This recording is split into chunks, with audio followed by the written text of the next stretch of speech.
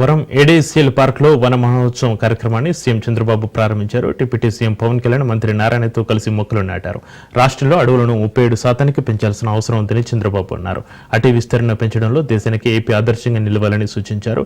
గత ప్రభుత్వం చెట్లు నరకడం తప్ప సంరక్షించింది లేదని, అప్పుడు సీఎం హెలికాప్టర్లో వస్తుంటే కూడా చెట్లు నరికారని అన్నారు. పర్యావరణ పరిరక్షణ కోసం తన వంతుగా ఏదైనా సాయం మాట్లాడతానని డిప్యూటీ సీఎం పవన్ కళ్యాణ్ అన్నారు. చెట్టు లేని జీవితాన్ని ఊహించలేమని చెప్పారు. 50% పచ్చదనం లక్ష్యం కోసం చిత్తశుద్ధితో కృషి చేస్తామని వివరించారు పవన్ కళ్యాణ్. 1 కోటి చెట్లను నాటుతున్నాం. ఈ సంవత్సరం 5 కోట్ల మొక్కలు నాటబోతున్నాం. ఈ రోజు రాష్ట్రంలో 30.05% గ్రీన్ కవర్ ఉండే రాష్ట్రం మంది. దీన్ని 50% తీసుకుపోవాలనేది మనందరి లక్ష్యం. కాంగ్రెస్ పరిపాలనలో మీరు ఒకసారి చూస్తే చెట్లు నాటడం అంటే వాళ్ళకి అవగాహన ఉండేది కాదు. ఫోటో కోసం చెట్టు నాటి ఫోటో అయిపోతానే చెట్టు ఎక్కడుందో కనపడేది కాదు. ఇటీవల గవర్నమెంట్ వచ్చింది. వాళ్ళకి చెట్లు అంటే తెలియని గవర్నమెంట్ అది. చెట్టు వల్ల ఉపయోగం తెలియదు, చెట్లు నరకడం తప్ప చెట్లు పెట్టనే గవర్నమెంట్ అది. ఆ రోజు మనం అందరం మాట్లాడుకున్నాం, ఎక్కడన్నా ముఖ్యమంత్రి హెలికాప్టర్లో పోతా ఉంటే కింద నుండే చెట్లన్నీ ఎగిరిపోతాయి. చెట్లు పెంచడం బాధ్యత. వచ్చే ఏడాది జూన్ 5కి మొత్తం రాష్ట్రాన్ని సింగిల్ యూజ్డ్ ప్లాస్టిక్ రహితంగా మారుస్తాం. ఇలాంటి కార్యక్రమాలతో ముందుకు పోతున్నాం. ఫస్ట్ టైం మీరు చూస్తే తెలుగుదేశం, జనసేన, బీజేపీ కలిసి పోటీ చేస్తే బంపర్ హిట్ అయింది. సక్సెస్ రేట్ 94% గెలిచాం. ఇది ఒక చరిత్ర. అది నిన్నటికి 1 year అయింది. ప్రపంచంలో ఎక్కడా లేనటువంటి రెడ్ శాండ్ ఉండే ఏరియా నల్లమలై ఫారెస్ట్. ఒక్క రెడ్ శాండ్లే కాదు, ఈరోజు ఆ ప్రాంతంలో అనేక మూలికలు ఉన్నాయి.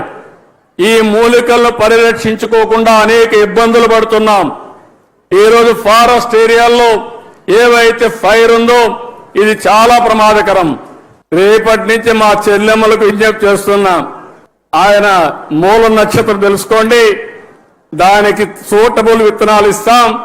మీరు శుభం కోరుకుంటున్నారు, ఇప్పుడు బెస్ట్ విషెస్ ఇస్తున్నారు. కానీ భవిష్యత్తులో ఆయన భవిష్యత్తు బాగుండాలంటే నక్షత్రం, ఆ నక్షత్రానికి ఏ చెట్టు సూటబులో ఆ విత్తనాలతో అతనికి రాఖీ కట్టాల్సిందిగా మిమ్మల్ని అందరినీ కోరుతున్నా.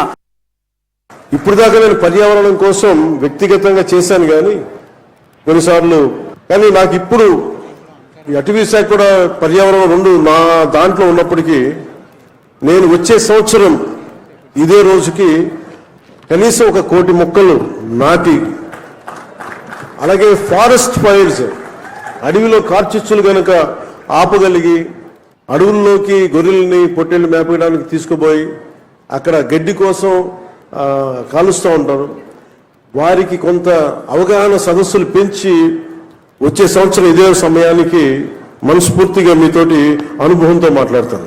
ఇదివరకు మనం పెరిగేటప్పుడు ఒక 30 సంవత్సరాల క్రితం ఎవరన్నా మా ఇంటికి వెళ్ళాలి అంటే అక్కడ పెద్ద మర్రి చెట్టు ఉంటుంది.